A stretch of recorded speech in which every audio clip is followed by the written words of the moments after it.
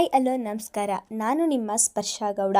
ಯಾರೆಲ್ಲ ಇನ್ನು ಕಾಮನಬಿಲ್ಲು ಕಥಾಗುಚ್ಛ ಯೂಟ್ಯೂಬ್ ಚಾನಲ್ಗೆ ಸಬ್ಸ್ಕ್ರೈಬ್ ಆಗಿಲ್ವೋ ಕೂಡಲೇ ಸಬ್ಸ್ಕ್ರೈಬ್ ಆಗಿ. ಕತೆ ಇಷ್ಟ ಆದರೆ ಶೇರ್ ಮಾಡಿ, ಲೈಕ್ ಮಾಡಿ ಹಾಗೂ ಕಮೆಂಟ್ ಮಾಡಿ. ನಾನು ಇವತ್ತು ಹೇಳ್ತಿರೋ ಕತೆ ಒಂಗೆರಣ ಭಾಗ 254. ತಲೆ ಹಿಡಿದು ಕೂಗುತ್ತಿದ್ದ ಸೊನಾಲಿಯ ಭುಜ ಹಿಡಿದ ಮಿಥುನ್ ಅವರು, ಸೊನಾಲಿ ಏನಾಗುತ್ತಿದೆ ಎಂದು ಗಾಬರಿಯಲ್ಲಿಯೇ ಕೇಳಿದರು. ದೂರದಲ್ಲಿದ್ದ ಎಲ್ಲರೂ ಸೊನಾಲಿಯನ್ನು ಸುತ್ತುವರೆದರು. ಮಿಥುನ್ ಅವರ ಶರ್ಟನ್ನು ಬಿಗಿಯಾಗಿ ಹಿಡಿದ ಸೊನಾಲಿ, ಮಿಥು, ನನ್ನ ಮಗಳನ್ನು ಮಾತನಾಡಿಸಬೇಕು ಎಂದು ಈ ಜೀವ ಉಸಿರಾಡಿದ್ದು ಎನಿಸುತ್ತದೆ. ನನ್ನ ಮಗಳನ್ನು ಮಾತನಾಡಿಸುತ್ತಿದ್ದ ಹಾಗೆ ನನ್ನ ಉಸಿರು ನಿಲ್ಲಲು ಆತೊರೆಯುತ್ತಿದೆ. ನಾನು ಸಾಯುತ್ತೇನೆ ಎಂದು ಬೇಸರ ಇಲ್ಲ ನನಗೆ. ನನ್ನ ಮಗಳು ಮಾತನಾಡಿಸಿದ ಖುಷಿಯಲ್ಲಿ ತೃಪ್ತಿಯಿಂದ ಸಾಯುತ್ತೇನೆ ಎಂದು ಶರ್ಟ್ ಹಿಡಿದಿದ್ದ ಕೈಯನ್ನು ಮುದ್ದೆ ಮಾಡುತ್ತಾ ಪ್ರಯಾಸದಲ್ಲಿ ನುಡಿದಿದ್ದಳು. ಸೊನಾಲಿಯ ಸ್ಥಿತಿಯನ್ನು ನೋಡಿದ ಆರಾಧ್ಯಳ ಒಡಲಲ್ಲಿ ಸಂಕಟ ಆವರಿಸಿತು. ಏಳದೆ ಕೀಳದೆ ಕಣ್ಣಿನಲ್ಲಿ ನೀರು ಧಾರಾಕಾರವಾಗಿ ಇಳಿಯಲು ಶುರುವಾದವು. ಅಲ್ಲದೆ ಸಣ್ಣದಾಗಿ ಹೊಟ್ಟೆ ನೋವು ಕೂಡ ಶುರುವಾಯಿತು. ಸೊನಾಲಿಯ ಮುಂದೆ ಹೋದವಳು ಅವಳ ಕೈ ಹಿಡಿದು, ಆಗಿಲ್ಲ, ಏಳಬೇಡಿ ಅಮ್ಮ ಎಂದಳು. ಹೇಳದಿದ್ದರು ಅದೇ ಸತ್ಯ ಪ್ರಿನ್ಸಸ್. ಒಬ್ಬಂಟಿಯಾಗಿ ಸಾಯುತ್ತೇನೆ ಎಂದು ಅಂದುಕೊಂಡಿದ್ದೆ. ನನಗೆ ತುಂಬು ಕುಟುಂಬದಲ್ಲಿ ಸಾಯುವ ಅದೃಷ್ಟ ಇದೆ ಎಂದು ತುಂಬ ಖುಷಿಯಾಗುತ್ತಿದೆ ಎಂದವಳು ಏದುಸಿರು ಬಿಡಲು ಶುರುವಾದಳು. ಆ ಕ್ಷಣದಲ್ಲಿ ಎಲ್ಲರ ಕಣ್ಣಲ್ಲೂ ನೀರಿತ್ತು. ಆ ಸಂದರ್ಭ ಗಟ್ಟಿ ಹೃದಯದ ಧನುಷ್ ಕಣ್ಣಲ್ಲೂ ಕೂಡ ನೀರು ಇಳಿಯುವಂತೆ ಮಾಡಿತು. ಸೊನಾಲಿ ಮನೆಗೆ ಬರುವುದು ಇಷ್ಟ ಇಲ್ಲ ಎಂದು ಹೇಳುತ್ತಿದ್ದ ಸುಗುಣ ಅವರ ಕಣ್ಣು ಕೂಡ ತುಂಬಿದವು. ಆ ಮನೆಯವರು ಶತ್ರುಗಳ ಸಾವನ್ನು ಕೂಡ ಬಯಸದವರು. ಹಾಗಾಗಿ ಎಲ್ಲರಿಗೂ ಸಂಕಟವಾಗುತ್ತಿತ್ತು. ಸೊನಾಲಿಯ ಸ್ಥಿತಿ ನೋಡಿ ಆರಾಧ್ಯ ಆರೋಗ್ಯ ಏರುಪೇರಾಗುತ್ತಿದೆ ಎಂದು ಅರಿವಾದ ಸ್ಪಂದನ, ರಿಷಿ, ಬೇಗ ಆರಾಧ್ಯಳನ್ನು ರೂಮಿಗೆ ಕರೆದುಕೊಂಡು ಹೋಗು ಎಂದರು. ಸ್ಪಂದನ ಹೇಳಿದ್ದು ರಿಷಿಗೂ ಕೂಡ ಸರಿ ಎನಿಸಿ ಅವಳ ಕೈ ಹಿಡಿದು, ಬನ್ನಿ ಹೋಗೋಣ ಎಂದರೆ, ಇಲ್ಲ, ನಾನು ಬರುವುದಿಲ್ಲ ಎಂದಳು. ಹಠ ಮಾಡಬೇಡ ಮುದ್ದು, ಪ್ಲೀಸ್ ಹೋಗು ಎಂದು ವಿನಂತಿಸಿದ ರೀತಿ ಹೇಳಿದಾಗ ಸೊನಾಲಿಯ ಕೈ ಹಿಡಿದಿದ್ದವಳು ನಿಧಾನವಾಗಿ ಬಿಡಿಸಿಕೊಂಡು ಅಲ್ಲಿಂದ ಸರಿದು ಹೋಗಿದ್ದಳು. ಸೊನಾಲಿಯ ಸ್ಥಿತಿಯನ್ನು ನೋಡಿ ಮೊದಲು ಕುಳಿತುಕೊಳ್ಳಿ ಎಂದು ಮಿಥುನ್ ಅವರನ್ನು ಕೂರಿಸುತ್ತಿದ್ದ ಹಾಗೆ ಸೊನಾಲಿ ಮಿಥುನ್ ಅವರ ಎದೆಗೆ ಒರಗಿದಳು. ತಾನೇ ಅಡಿಗೆ ಮನೆಗೆ ಬಂದು 1 ಲೋಟ ನೀರು ಹಿಡಿದು ಸೊನಾಲಿಯ ಬಳಿಗೆ ಹೋಗಿ, ಸೊನಾಲಿ, ಮೊದಲು ನೀರು ಕುಡಿ ಎಂದು ಸ್ಪಂದನ ಅವರೇ ಅವಳಿಗೆ ನೀರು ಕುಡಿಸಿದರು. 1 ಲೋಟ ಪೂರ್ತಿಯಾಗಿ ನೀರು ಕುಡಿದವಳು ಕಣ್ಣು ಮುಚ್ಚಿ ಹಾಗೆ ಮಿಥುನ್ ಅವರ ಎದೆಗೆ ಒರಗಿದಳು. ಅವಳ ಭುಜವನ್ನು ಬಳಸಿ ಬಿಗಿಯಾಗಿ ಹಿಡಿದಿದ್ದ ಮಿಥುನ್ ಅವರ ಸ್ಥಿತಿ ಹೇಳತೀರದಾಗಿತ್ತು. ಅವರು ಮೇಲೆ ತೋರಿಸಿಕೊಳ್ಳದಿದ್ದರೂ ಅವರ ಮನದಲ್ಲಿ ಅದೆಷ್ಟು ನೋವಾಗುತ್ತಿತ್ತು ಎನ್ನುವುದು ಅವರಿಗೆ ಮಾತ್ರ ಗೊತ್ತಿತ್ತು. ಮಿಥುನನ ಎದೆಗೊರಗಿ 5 ನಿಮಿಷವಾದರೂ ಸಹ ಕಣ್ಣು ಬಿಡದವಳನ್ನು ನೋಡಿ ಅನುಮಾನದಲ್ಲಿಯೇ ಸೊನಾಲಿ ಎಂದು ಹಿಂದೆ ಸರಿಸಿದರೆ ಅವಳ ಕತ್ತು ಒಂದು ಬದಿಗೆ ವಾಲಿತು. ಅವಳ ದೇಹದಲ್ಲಿ ಅದಾಗಲೇ ಉಸಿರು ನಿಂತಿತ್ತು. ಅವಳನ್ನು ನೋಡಿದ ಅನತಿ, ಆಂಟಿ ಎಂದು ಜೋರಾಗಿ ಕೂಗಿಕೊಂಡಿದ್ದಳು. ಶರದಿ ಕೂಡ ಜೋರಾಗಿ ಅಳಲು ಶುರು ಮಾಡಿದಳು. ಶರದಿಗೆ ಅವಳ ತಂದೆ ಸ್ವಾಮಿನಾಥನ್ ಅವರು ನೆನಪಾಗಿ ಬಂದಿದ್ದರು. ತನ್ನ ತಂದೆ ಕೂಡ ಹೀಗೆ ಪ್ರಾಣ ಬಿಟ್ಟಿರಬಹುದು ಅಲ್ವಾ ಎಂದು ನೆನೆದು ಜೋರಾಗಿ ಅಳತೊಡಗಿದಳು. ಅವಳ ಅಳುವನ್ನು ನೋಡಿ ಒಡನೆ ಧನುಷ್ ಅವಳನ್ನು ಹಿಡಿದಿದ್ದನು. ಕೋಣೆಗೆ ಬಂದ ಆರಾಧ್ಯ ರಿಷಿಯ ಎದೆಗೊರಗಿ ಅಳುತ್ತಿದ್ದವಳು ಅನತಿಯ ಕೂಗಿಗೆ ಹೊರಬಂದಿದ್ದಳು. ತಾಪ್ಸಿ ಕೂಡ ಜೋರಾಗಿ ಅಳಲು ಶುರು ಮಾಡಿದಳು. ಆರಾಧ್ಯ ಅಲ್ಲಿಗೆ ಬರುವ ವೇಳೆಗಾಗಲೇ ಸೊನಾಲಿಯ ಆತ್ಮ ಮಗಳನ್ನು ಮಾತನಾಡಿಸಿದ ತೃಪ್ತಿಯಿಂದ ಅದಾಗಲೇ ಅವಳ ದೇಹವನ್ನು ಬಿಟ್ಟು ಹೋಗಿತ್ತು. ಅದನ್ನು ನೋಡಿದವಳಿಗೆ ಭಯವಾದಂತಾಗಿ ರಿಷಿಯ ತೋಳನ್ನು ಬಿಗಿಯಾಗಿ ಹಿಡಿದು ನಿಂತಳು. ಸತ್ತವರನ್ನು ಹಾಗೆ ಇರಿಸಿಕೊಳ್ಳಲು ಆಗುವುದಿಲ್ಲ, ಮುಂದಿನ ಕಾರ್ಯಗಳನ್ನು ಮಾಡಲೇಬೇಕು. ರಿಷಿ ಮಿಥುನ್ ಅವರನ್ನು ಎಚ್ಚರಿಸಿ ಮುಂದಿನ ಕಾರ್ಯದ ಬಗ್ಗೆ ಹೇಳಿದ್ದನು. ಸೊನಾಲಿಯ ಕಾರ್ಯ ಮಾಡುವವರು ಯಾರು ಎನ್ನುವ ಪ್ರಶ್ನೆ ಎಲ್ಲರ ಮನದಲ್ಲಿ ಉದ್ಭವವಾಯಿತು. ಕೊನೆಗೆ ಮಿಥುನ್ ಅವರು ತಾನೇ ಕಾರ್ಯ ಮಾಡುತ್ತೇನೆ ಎಂದು ಮನದಲ್ಲಿಯೇ ಗಟ್ಟಿ ನಿರ್ಧಾರ ಮಾಡಿ ಇನ್ನೇನು ಅದನ್ನು ಮನೆಯವರಿಗೆ ತಿಳಿಸಬೇಕು ಎಂದುಕೊಳ್ಳುವಾಗಲೇ ಸ್ಪಂದನ ಅವರ ಬಳಿಗೆ ಬಂದಂತಹ ಧನು, ಮಮ್ಮಿ, ಅವರಿಗೂ ಕೂಡ ನಾನು ಮಗನ ಸಮಾನ, ಅವರ ಕಾರ್ಯವನ್ನು ನಾನೇ ಮಾಡುತ್ತೇನೆ ಎಂದಿದ್ದನು. ಮಗನ ಮಾತು ಕೇಳಿ ಖುಷಿಯಾದ ಸ್ಪಂದನ ಅವರು ಒಪ್ಪಿಗೆ ಸೂಚಿಸಿದ್ದರು. ಮಿಥುನ್ ಅವರ ಮನದಲ್ಲಿ ಇದ್ದಂತಹ ಮಾತುಗಳು ಅಲ್ಲಿಯೇ ಉಳಿದವು. ಕೆಲವರು ಅನಿರೀಕ್ಷಿತವಾಗಿ ಸಿಕ್ಕಿ ಅವರಿಗೂ ನಮಗೂ ಸಂಬಂಧವೇ ಇಲ್ಲದೆ ಹೋದರು, ಸಹ ಕಾಲವೇ ನಮ್ಮನ್ನು ಸಂಬಂಧದ ಕೊಂಡಿಯಲ್ಲಿ ಬೆಸೆಯುವಂತೆ ಮಾಡುತ್ತದೆ. ಯಾವ ಸಂಬಂಧವೂ ಇಲ್ಲದ ಧನುಷ್ ಸೊನಾಲಿಯ ಕಾರ್ಯವನ್ನು ತಾನೇ ಮಾಡುತ್ತೇನೆ ಎಂದು ಒಪ್ಪಿಕೊಂಡಿದ್ದನ್ನು ನೋಡಿ ಮಗನ ಮೇಲೆ ಹೆಮ್ಮೆಯ ಭಾವ ಮೂಡಿತು ಮಿಥುನ್ ಅವರಿಗೆ. ಧನುಷ್ ಹೇಳಿದ ಹಾಗೆ ಎಲ್ಲ ಕಾರ್ಯವನ್ನು ತಾನೇ ಮಾಡಿ ಮುಗಿಸಿದನು. ಮೊದಲು ಮನೆಯಲ್ಲಿ ಖುಷಿಯಿಂದ ತುಂಬಿ ತುಳುಕುತ್ತಿದ್ದ ಮನೆ ಇಂದು ಸ್ಮಶಾನ ಮೌನ ಆವರಿಸಿತು. ಯಾರೊಬ್ಬರು ಯಾರನ್ನೂ ಮಾತನಾಡಿಸುವ ಧೈರ್ಯ ಮಾಡುತ್ತಿರಲಿಲ್ಲ. ಎಲ್ಲರೂ ಮೌನವಾಗಿಯೇ ಉಳಿದರು. ಸೊನಾಲಿಯ ಕಾರ್ಯ ಮುಗಿಯುತ್ತಿದ್ದ ಹಾಗೆ ತಾಪ್ಸಿ ಕೂಡ ಅಲ್ಲಿಂದ ಹೊರಟಿದ್ದಳು. ಆರಾಧ್ಯ ಗರ್ಭಿಣಿಯಾಗಿದ್ದರಿಂದ ಅವಳು ಇಲ್ಲಿರುವುದು ಸರಿಯಲ್ಲ, ಮನೆಗೆ ಕರೆದುಕೊಂಡು ಹೋಗು ಎಂದು ರಿಷಿಯ ಜೊತೆ ಅವಳನ್ನು ಕಳುಹಿಸಿಕೊಟ್ಟಿದ್ದರು. ಕೋಣೆಗೆ ಬಂದ ಸ್ಪಂದನ ಅವರು ಮಿಥುನ್ ಅವರು ಮೌನವಾಗಿ ಕುಳಿತಿರುವುದನ್ನು ನೋಡಿ ಅವರ ಭುಜದ ಮೇಲೆ ಕೈ ಇರಿಸುತ್ತಾ, ರೀ, ಇನ್ನೂ ಅದೇ ಯೋಚನೆಯಲ್ಲಿ ಕುಳಿತಿದ್ದೀರಾ ಎಂದರು. ಅವಳು ನನ್ನ ಹೆಂಡತಿ ಎಂದು ನಾನು ಈ ಮಾತನ್ನು ಹೇಳುತ್ತಿಲ್ಲ ಸ್ಪಂದನ. ಇಷ್ಟು ಹತ್ತಿರದಿಂದ ನನ್ನ ತಂದೆ ಸಾವನ್ನು ನೋಡಿದ್ದೆ. ಈಗ ಇವಳ ಸಾವು ಅದೇಕೋ ನನ್ನನ್ನು ಬಹುವಾಗಿ ಕಾಡುತ್ತಿದೆ ಎಂದರು. ನಿಮ್ಮ ಪರಿಸ್ಥಿತಿ ನನಗೂ ಕೂಡ ಅರ್ಥವಾಗುತ್ತದೆ. ಹುಟ್ಟಿದ ಮೇಲೆ ಒಂದಲ್ಲ ಒಂದು ದಿನ ಎಲ್ಲರೂ ಹೋಗಲೇಬೇಕು. ಹಾಗಂತ ಇದನ್ನೆಲ್ಲ ಮರೆತು ಖುಷಿಯಾಗಿರಿ ಎಂದು ಹೇಳಲು ನನ್ನಿಂದ ಕೂಡ ಆಗುವುದಿಲ್ಲ. ನಿಮಗೆ ಇದನ್ನೆಲ್ಲ ಮರೆಯಲು ಸ್ವಲ್ಪ ಸಮಯ ಬೇಕು ಎಂದು ಗಂಡನಿಗೆ ಧೈರ್ಯ ತುಂಬಿದ್ದರು. ಯಾರ ಅಪ್ಪಣೆಯೂ ಇಲ್ಲದೆ ದಿನಗಳು ಉರುಳುತ್ತಿರುವುದರಿಂದ ಎಲ್ಲರೂ ನಿಧಾನವಾಗಿ ಸೊನಾಲಿಯ ವಿಷಯದಿಂದ ಹೊರಬಂದಿದ್ದರು. ಆರಾಧ್ಯಳಿಗೆ ಅದಾಗಲೇ 8 ತಿಂಗಳು ತುಂಬಿತ್ತು. ರಿಷಿ ನನ್ನ ಮನೆಯಲ್ಲಿ ನಾನೇ ಸೀಮಂತ ಮಾಡುತ್ತೇನೆ ಎಂದು ಹೇಳಿದರೂ ಕೇಳದ ಸ್ಪಂದನ ಅವಳ ಸೀಮಂತವನ್ನು ನಮ್ಮ ಮನೆಯಲ್ಲಿಯೇ ಮಾಡಬೇಕು ಎಂದು ಹೇಳಿ ಇದೊಂದು ವಿಷಯಕ್ಕೆ ರಿಷಿಯನ್ನು ಒಪ್ಪಿಸಿದ್ದರು. ಅಂದು ಆರಾಧ್ಯಳ ಸೀಮಂತ. ಚಕ್ರವರ್ತಿ ಮನೆಯಲ್ಲಿ ಹಬ್ಬದ ವಾತಾವರಣವೇ ಸೃಷ್ಟಿಯಾಗಿತ್ತು. 2 ದಿನ ಮೊದಲೇ ವಸುಂಧರಾ, ರಿಷಿ, ಆರಾಧ್ಯ ಎಲ್ಲರೂ ಚಕ್ರವರ್ತಿ ಮನೆಗೆ ಬಂದಿದ್ದರು. ಡೆಕೋರೇಷನ್ ಅವರಿಗೆ ಹೇಳಿ ಇಡೀ ಮನೆಯನ್ನೇ ಅಲಂಕಾರ ಮಾಡಿಸಿದರು. ಇಡೀ ಮನೆ ಸ್ವರ್ಗದಂತೆ ಕಂಗೊಳಿಸುತ್ತಿತ್ತು. ಆರಾಧ್ಯಳ ಸೀಮಂತಕ್ಕೆಂದು ರಿಷಿ ಮೊದಲ ಬಾರಿಗೆ ಅತಿ ಹೆಚ್ಚು ಬೆಲೆ ಬಾಳುವ ಹಸಿರು ಬಣ್ಣದ ರೇಷ್ಮೆ ಸೀರೆಯನ್ನು ತಂದಿದ್ದನು.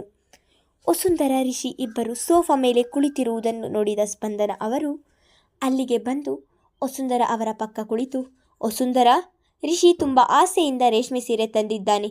ಆದರೆ ಸೊನಾಲಿ ಆರಾಧ್ಯಗೋಸ್ಕರ ತಾನೇ ತನ್ನ ಕೈಯಾರೆ ಒಂದು ಡ್ರೆಸ್ ಡಿಸೈನ್ ಮಾಡಿದ್ದಾಳೆ. ಅದನ್ನೇ ಆರಾಧ್ಯ ಸೀಮಂತಕ್ಕೆ ಹಾಕಿಕೊಳ್ಳಬೇಕು ಎನ್ನುವುದು ಅವಳ ಆಸೆಯಾಗಿತ್ತು. ಹಾಗೆ ಸೀಮಂತಕ್ಕೆ ಹಸಿರು ಬಣ್ಣದ ರೇಷ್ಮೆ ಸೀರೆಯನ್ನು ಹಾಕಬೇಕು ಎನ್ನುವುದು ಶಾಸ್ತ್ರ ಕೂಡ ಇದೆ. ಈಗ ಏನು ಮಾಡುವುದು? ನೀವು ಏನು ಹೇಳ್ತೀರಾ ಎಂದು ವಸುಂಧರಾ ಅವರಿಗೆ ಆಯ್ಕೆ ಮಾಡಲು ಬಿಟ್ಟರು. ಸ್ಪಂದನ, ಶಾಸ್ತ್ರಕ್ಕೆ ಎಲ್ಲರೂ ಹಸಿರು ಸೀರೆಯನ್ನೇ ಉಡಿಸುವುದು. ಆದರೆ ಶಾಸ್ತ್ರಕ್ಕಿಂತ ಇಲ್ಲದೇ ಇರುವ ವ್ಯಕ್ತಿಯ ಆಸೆ ಮುಖ್ಯವಾಗುತ್ತದೆ. ಆರಾಧ್ಯಗೆ ಸೊನಾಲಿ ಆಸೆಪಟ್ಟಂತಹ ಡ್ರೆಸ್ ಹಾಕಿ ಸೀಮಂತ ಮಾಡೋಣ.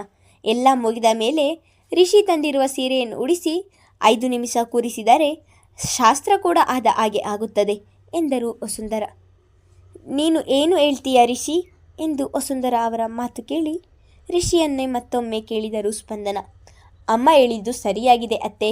ಮೊದಲ ಸೊನಾಲಿ ಅತ್ತೆ ರೆಡಿ ಮಾಡಿರುವ ಗೌನ್ ಹಾಕಿ ಶಾಸ್ತ್ರ ಮಾಡೋಣ, ನಂತರ ಸೀರೆ ಉಡಿಸಿದರೆ ಆಯಿತು ಎಂದನು. ಇಬ್ಬರ ಮಾತು ಕೇಳಿ ಸಮಾಧಾನವಾದಂತಾಗಿ ಮಗಳನ್ನು ತಯಾರು ಮಾಡಲು ಹೋಗಿದ್ದರು. ಸೊನಾಲಿ ಬಹಳ ಆಸೆಯಿಂದ ತನ್ನ ಕೈಯಾರೆ ಡಿಸೈನ್ ಮಾಡಿದ ಗೌನ್ ಅದು. ಪಿಂಕ್, ಪರ್ಪಲ್ ಮಿಕ್ಸ್ ಕಲರ್ ಇರುವ ಸ್ಟೋನ್ಗಳಿಂದ ತಯಾರಿಸಿದ ಗೌನ್ ಆಗಿತ್ತು ಅದು. ಅದನ್ನು ಧರಿಸಿ ದೇವಲೋಕದಿಂದ ಇಳಿದು ಬಂದಂತಹ ದೇವತೆಯಾಗಿ ಕಾಣುತ್ತಿದ್ದಳು. ಉಬ್ಬಿದ ಒಡಲು ಅವಳ ಮುಖದ ಸೌಂದರ್ಯವನ್ನು ಹೆಚ್ಚಿಸಿತು. ಅದಾಗಲೇ ತಾಯ್ತನದ ಕಳೆ ಅವಳ ಮುಖದಲ್ಲಿ ಎದ್ದು ಕಾಣುತ್ತಿತ್ತು. ತಯಾರಾಗಿ ಕನ್ನಡಿಯ ಮುಂದೆ ಕುರ್ಚಿಯ ಮೇಲೆ ಆರಾಧ್ಯ ಕುಳಿತಿದ್ದರೆ ಬಾಗಿಲಿನಲ್ಲೇ ನಿಂತು ಅವಳನ್ನೇ ಕಣ್ತುಂಬಿಕೊಳ್ಳುತ್ತಿದ್ದನು ರಿಷಿ. ಆರಾಧ್ಯಳನ್ನು ತಯಾರು ಮಾಡುತ್ತಿದ್ದ ಬ್ಯೂಟಿಷಿಯನ್ ರಿಷಿಯನ್ನು ನೋಡಿ, ಮೇಕಪ್ ಎಲ್ಲ ಮುಗಿದಿದೆ, ಆಮೇಲೆ ಸೀರೆ ಉಡಿಸಲು ಬರ್ತೀನಿ ಎಂದು ಹೊರಗೆ ಹೋಗಿದ್ದಳು. ಅವಳು ಹೊರ ಹೋಗುತ್ತಿದ್ದ ಹಾಗೆ ಒಳ ಬಂದ ರಿಷಿ ಆರಾಧ್ಯಳ ಹಿಂದೆ ನಿಂತು ಅವಳ ಮುಖ ಹಿಡಿದು ಮೇಲೆತ್ತಿ ಇಂದಿನಿಂದಲೇ ಬಾಗಿ ಅವಳ ಹಣೆಗೆ ಮುತ್ತನಿರಿಸಿದವನು, ತುಂಬ ಸುಂದರವಾಗಿ ಕಾಣ್ತಿದ್ದೀರಾ ಎಂದನು. ಅವನ ಮಾತಿಗೆ ಮುಗುಳು ನಕ್ಕಳು. ಆರಾಧ್ಯ ಎದ್ದು ನಿಲ್ಲುತ್ತಿದ್ದ ಹಾಗೆ ಅವಳ ಮುಂದೆ ಬಂದವನು ಅವಳು ತೊಟ್ಟಿದ್ದ ಗೌನನ್ನು ನೋಡಿ, ಸೊನಾಲಿ ಅತ್ತೆ ಸೂಪರ್ ಡಿಸೈನರ್ ಎಂದಿದ್ದನು. ಆಗಲೂ ಅವಳದು ನಗುವಷ್ಟೇ. ಎಲ್ಲರೂ ನಿಮಗೋಸ್ಕರ ಕಾಯುತ್ತಿದ್ದಾರೆ, ಬನ್ನಿ ಹೋಗೋಣ ಎಂದು ಅವಳ ಕೈ ಹಿಡಿದರೆ, ಡಾಕ್ಟರ್ ಕೊಟ್ಟಿರುವ ಡೇಟ್ ಹತ್ತಿರ ಬರುತ್ತಿದ್ದರೆ ನನಗೆ ಯಾಕೋ ಭಯ ಹೆಚ್ಚಾಗುತ್ತಿದೆ ಎಂದಳು ಆತಂಕದಲ್ಲಿ. ಇಂತಹ ಸಮಯದಲ್ಲಿ ಅವಳ ಭಯ ಸಹಜವಾದದ್ದೇ. ಅವಳ ಮುಂದೆ ನಿಂತು ಅವಳ ಮುಖವನ್ನು ಬೊಗಸೆಯಲ್ಲಿ ಹಿಡಿದು, ಆರಾಧ್ಯ, ಹೆದರುವಂಥದ್ದು ಏನೂ ಆಗುವುದಿಲ್ಲ. ಇಂಥ ಸಮಯದಲ್ಲಿ ಇದೆಲ್ಲ ಕಾಮನ್. ಆದರೆ ನೀವು ಧೈರ್ಯವಾಗಿರಬೇಕು. ನಿಮಗೆ ನಮ್ಮ ಪಾಪುಗೆ ಏನೂ ಆಗುವುದಿಲ್ಲ, ಹೆದರಬೇಡಿ ಎಂದು ಅವಳನ್ನು ಸಮಾಧಾನ ಮಾಡಿ ಅಲ್ಲಿಂದ ಕರೆದುಕೊಂಡು ಬಂದಿದ್ದನು. ಮನೆಯ ಮುಂದೆ ಆರಾಧ್ಯಳ ಸೀಮಂತಕ್ಕೆಂದು ಸುಂದರವಾದ ವೇದಿಕೆಯನ್ನು ಸಜ್ಜು ಮಾಡಿದ್ದರು. ಅಲ್ಲಿಗೆ ಕರೆದುಕೊಂಡು ಹೋಗಿ ಕುರ್ಚಿಯ ಮೇಲೆ ಕೂರಿಸಿ ತಾನು ಹೋಗಿ ಬೇರೊಂದು ಕಡೆ ನಿಂತನು. ಆರಾಧ್ಯ ಕುರ್ಚಿಯ ಮೇಲೆ ಕುಳಿತಿದ್ದರೆ ಅವಳ ಮುಂದೆ ತಟ್ಟೆಗಳಲ್ಲಿ ವಿಧ ವಿಧವಾದ ಹಣ್ಣು, ಹೂವು, ಸ್ವೀಟ್ಸ್, ತಿಂಡಿಗಳು ಎಲ್ಲವನ್ನೂ ಇರಿಸಿದ್ದರು. ಸೀಮಂತವನ್ನು ಅದ್ಧೂರಿಯಾಗಿ ಮಾಡುತ್ತಿರುವುದರಿಂದ ರಿಷಿ ತನ್ನ ಆಫೀಸಿನವರಿಗೆ, ಧನುಷ್ ತನ್ನ ಆಫೀಸಿನವರಿಗೆ, ಮಿಥುನ್ ಅವರು ಫ್ಯಾಕ್ಟರಿಯವರಿಗೆ ಎಲ್ಲರಿಗೂ ಹೇಳಿದ್ದರು. ಎಲ್ಲರಿಗೂ ಭೋಜನದ ವ್ಯವಸ್ಥೆ ಕೂಡ ಮಾಡಿದ್ದರು. ಮನೆಯವರೆಲ್ಲರೂ ಒಂದು ಬದಿ ಬಂದು ನಿಂತು ಆರಾಧ್ಯಳನ್ನು ನೋಡುತ್ತಿದ್ದರೆ ಮಗಳನ್ನು ಈ ರೀತಿಯ ಅಲಂಕಾರದಲ್ಲಿ ನೋಡಿ ಮಿಥುನ್ ಅವರು ಭಾವುಕರಾಗಿದ್ದರು. ಬಂದಿದ್ದಂತಹ ಮುತ್ತೈದೆಯರೆಲ್ಲ ಸೇರಿ ಮುಂದೆ ಆಗಬೇಕಿದ್ದ ಶಾಸ್ತ್ರಗಳೆಲ್ಲವನ್ನೂ ಮಾಡಿದರು. ದೂರದಲ್ಲಿ ನಿಂತಿದ್ದ ಶರದಿಯನ್ನು ಕರೆದು, ನೀನು ಕೂಡ ಆರಾಧ್ಯಳಿಗೆ ಕುಂಕುಮ ಇರಿಸಿ ಅಕ್ಷತೆ ಹಾಕು ಎಂದು ಹೇಳಿದರು. ಆದರೆ ಶರದಿ ಏಕೋ ಈ ಶಾಸ್ತ್ರ ಮಾಡಲು ಮನಸ್ಸು ಒಪ್ಪುತ್ತಿಲ್ಲ. ಅದನ್ನು ಬಾಯಿ ಬಿಟ್ಟು ಹೇಳುವ ಹಾಗೂ ಇಲ್ಲ. ಮನದಲ್ಲಿ ಒಯ್ದಾಟ ಮಾಡಲು ಶುರುವಾದಳು. ಮಕ್ಕಳಾಗದೆ ಇರುವ ನಾನು ಹೇಗೆ ಈ ಶಾಸ್ತ್ರ ಮಾಡಲಿ ಎಂದು ಯೋಚಿಸುತ್ತಾ ನಿಂತಳು. ಅವಳು ಸುಮ್ಮನೆ ನಿಂತಿರುವುದನ್ನು ನೋಡಿ, ಶರದಿ, ಏನು ಯೋಚಿಸುತ್ತಿದ್ದೀಯಾ, ಹೋಗು ಎಂದರು. ನಿಧಾನವಾಗಿ ಹೆಜ್ಜೆಗಳನ್ನು ಇರಿಸುತ್ತಾ ಆರಾಧ್ಯಳ ಬಳಿಗೆ ಬಂದವಳು ನಡುಗುವ ಕೈಗಳಿಂದಲೇ ಕುಂಕುಮ ಇಟ್ಟು ಅಲ್ಲೇ ಪಕ್ಕದಲ್ಲಿದ್ದ ಅಕ್ಷತೆ ಹಾಕಿ, ದೇವರೇ, ಯಾಕೋ ನನ್ನ ಮನಸ್ಸಿಗೆ ಸಮಾಧಾನವಾಗುತ್ತಿಲ್ಲ. ಆರಾಧ್ಯಗೆ ಯಾವ ತೊಂದರೆಯೂ ಆಗದೆ ಸುಸೂತ್ರವಾಗಿ ಹೆರಿಗೆ ಆಗುವ ಹಾಗೆ ಮಾಡು ಎಂದು ದೇವರನ್ನು ಬೇಡಿಕೊಂಡಿದ್ದಳು. ಶಾಸ್ತ್ರ ಎಲ್ಲ ಮುಗಿದ ಮೇಲೆ ಆರಾಧ್ಯಳಿಗೆ ಸೀರೆ ಉಡಿಸಲು ಕೋಣೆಗೆ ಕರೆದುಕೊಂಡು ಹೋಗಿದ್ದರು. ವಸುಂಧರಾ, ಸ್ಪಂದನ ಇಬ್ಬರು ಸೋಫಾ ಮೇಲೆ ಕುಳಿತಿದ್ದರೆ ಅವರ ಎದುರಿಗೆ ಧನುಷ್ ಕುಳಿತಿದ್ದ. ಎಲ್ಲ ಜವಾಬ್ದಾರಿಯನ್ನು ತನ್ನ ಹೆಗಲ ಮೇಲೆ ಹಾಕಿಕೊಂಡು 2 ದಿನದಿಂದ ಒಂದೇ ಸಮ ಕೆಲಸ ಮಾಡುತ್ತಿದ್ದಾಳೆ ಶರದಿ. ಇಂದು ಕೂಡ ಅವಳ ಓಡಾಟ ನಿಂತಿರಲಿಲ್ಲ. ಎಲ್ಲವನ್ನು ಜೋಡಿಸುವುದು, ಏನು ಬೇಕು ಎಲ್ಲವನ್ನು ನೋಡಿಕೊಳ್ಳುವುದು, ಎಲ್ಲ ಜವಾಬ್ದಾರಿ ಅವಳೇ ತೆಗೆದುಕೊಂಡಿದ್ದಳು. ಬಹಳ ಲವಲವಿಕೆಯಿಂದ ಓಡಾಡಿಕೊಂಡು ಕೆಲಸಗಳನ್ನು ಮಾಡುತ್ತಿದ್ದಳು. ಅವರು ಕುಳಿತಿದ್ದಲ್ಲಿ ಶರದಿ ಹಾದು ಹೋಗುವಾಗ ಅವಳನ್ನು ತಡೆದ ಸ್ಪಂದನ ಅವರು, ಶರದಿ, ಬಾಯಿಲ್ಲಿ ಎಂದು ತಮ್ಮ ಬಳಿಗೆ ಕರೆದಿದ್ದರು. ಏನು ಅತ್ತೆ, ಏನಾದರೂ ಬೇಕಿತ್ತಾ ಎಂದು ಹೇಳುತ್ತಲೇ ಅವರ ಬಳಿಗೆ ಹೋಗಿದ್ದಳು. ಏನು ಬೇಡ ಶರದಿ, ನಿನ್ನತ್ರ ತುಂಬ ದಿನದಿಂದ ಒಂದು ವಿಷಯ ಹೇಳಬೇಕು ಎಂದುಕೊಳ್ಳುತ್ತಿದ್ದೆ. ಆದರೆ ನಾನು ಹೇಳಿದ ವಿಷಯವನ್ನು ನೀನು ಹೇಗೆ ತೆಗೆದುಕೊಳ್ಳುತ್ತೀಯ ಎಂದು ಗೊತ್ತಿಲ್ಲ, ಅದಕ್ಕೆ ಸುಮ್ಮನಾಗಿದ್ದೆ ಎಂದರು. ಅದೇನು ವಿಷಯ ಹೇಳಿ ಅತ್ತೆ ಎಂದಳು. ಅವಳನ್ನು ತಮ್ಮ ಪಕ್ಕ ಕೂರಿಸಿಕೊಂಡವರು, ನೀನು ಒಳ್ಳೆಯ ಸೊಸೆ, ಹಾಗೆ ಒಳ್ಳೆಯ ಟೀಚರ್ ಎನ್ನುವುದು ಕೂಡ ಗೊತ್ತು. ಮನೆ, ಸ್ಕೂಲ್ ಇವೆರಡೇ ಪ್ರಪಂಚ ಎಂದು ದಿನವಿಡೀ ಇದರಲ್ಲಿ ಮುಳುಗಿರುತ್ತೀಯ. ಇದರ ಮಧ್ಯೆ ನಿನ್ನ ಬಗ್ಗೆ ಕೂಡ ಸ್ವಲ್ಪ ಯೋಚಿಸಬೇಕಲ್ಲ ಎಂದರೆ ಅವರು ಯಾವ ವಿಷಯದ ಬಗ್ಗೆ ಮಾತನಾಡುತ್ತಿದ್ದಾರೆ ಎಂದು ತಿಳಿಯದು. ನೀವು ಏನು ಹೇಳ್ತಿದ್ದೀರಾ, ನನಗೆ ಅರ್ಥವಾಗುತ್ತಿಲ್ಲ ಅತ್ತೆ ಎಂದಳು. ಧನುಷ್ ಕೂಡ ತನ್ನ ತಾಯಿಯನ್ನೇ ನೋಡುತ್ತಾ ಕುಳಿತಿದ್ದನು. ನಿನ್ನ ಪರ್ಸನಲ್ ಬಗ್ಗೆ ಮಾತನಾಡುತ್ತಿದ್ದೇನೆ ಎಂದು ಬೇಜಾರು ಮಾಡ್ಕೋಬೇಡ ಶರದಿ.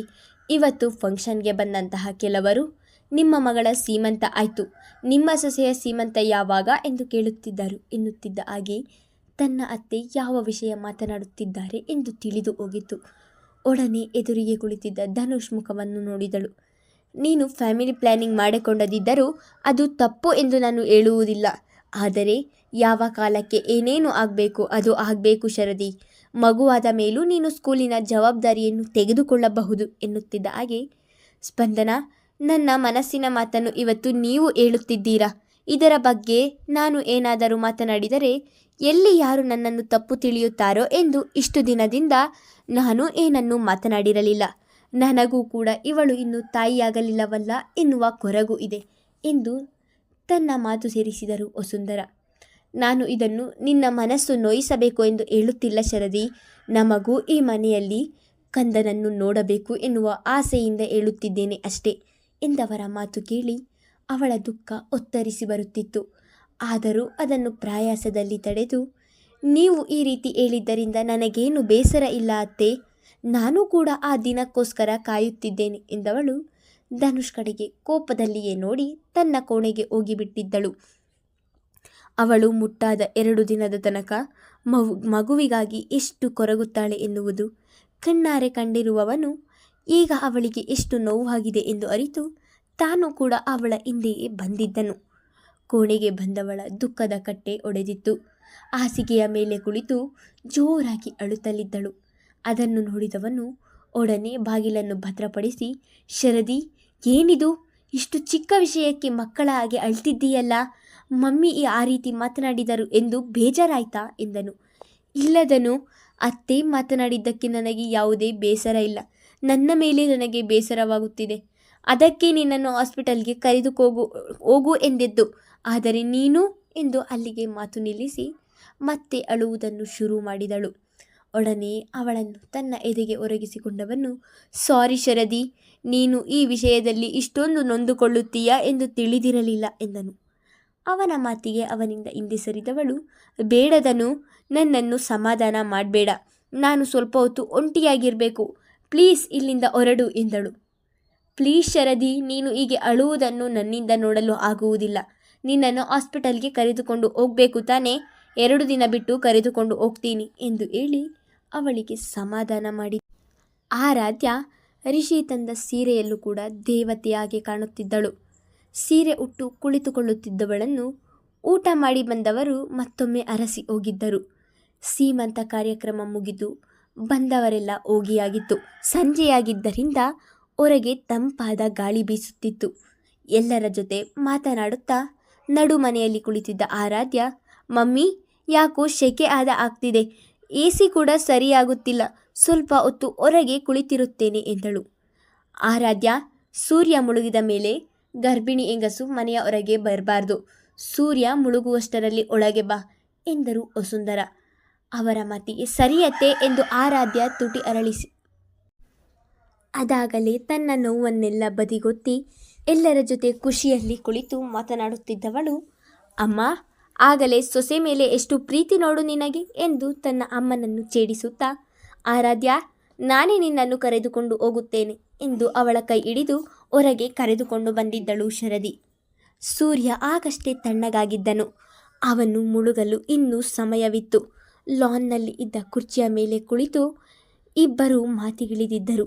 ಇಬ್ಬರೂ ಮಾತನಾಡುತ್ತಾ ಕುಳಿತಿರುವಾಗಲೇ ಥಂಡಿಗಾಳಿ ಹೆಚ್ಚಾಗುತ್ತಿದ್ದಂತೆ, ಆರಾಧ್ಯ, ಗಾಳಿ ಹೆಚ್ಚಾಗಿದೆ, ಬಾ ಒಳಗೆ ಹೋಗೋಣ ಎಂದು ಶರದಿ ಹೇಳಿದರೆ, ಇನ್ನೊಂದು ಸ್ವಲ್ಪ ಹೊತ್ತು ಕುಳಿತುಕೋ ಶರದಿ, ಈ ಗಾಳಿ ತುಂಬ ಚೆನ್ನಾಗಿದೆ ಎಂದು ತಾನೇ ಬಲವಂತದಿಂದ ಶರದಿಯನ್ನು ಅಲ್ಲಿ ಕೂರಿಸಿಕೊಂಡಳು. ಇವರಿಗಾಗಿ ಹೊಂಚು ಹಾಕಿ ಕುಳಿತಿದ್ದ ದುಷ್ಟರು ಇವರು ಹೊರಗೆ ಇರುವುದನ್ನು ಗಮನಿಸಿ ಸೆಕ್ಯೂರಿಟಿಯನ್ನು ಒಡೆದು ಒಳಬಂದ 4 ಆರಾಧ್ಯ, ಶರದಿ ಇಬ್ಬರನ್ನು ಬಾಯಿ ಮುಚ್ಚಿ ಅಲ್ಲಿಂದ ಎಳೆದುಕೊಂಡು ಹೋಗಿದ್ದರು. ಮುಂದುವರೆಯುವುದು. ಆರಾಧ್ಯ ಮತ್ತು ಶರದಿಯನ್ನು ಕಿಡ್ನಾಪ್ ಮಾಡಿದ ವ್ಯಕ್ತಿ ಯಾರು ಎಂದು ಮುಂದಿನ ಸಂಚಿಕೆಯಲ್ಲಿ ತಿಳಿದುಕೊಳ್ಳೋಣ. ಧನ್ಯವಾದಗಳು.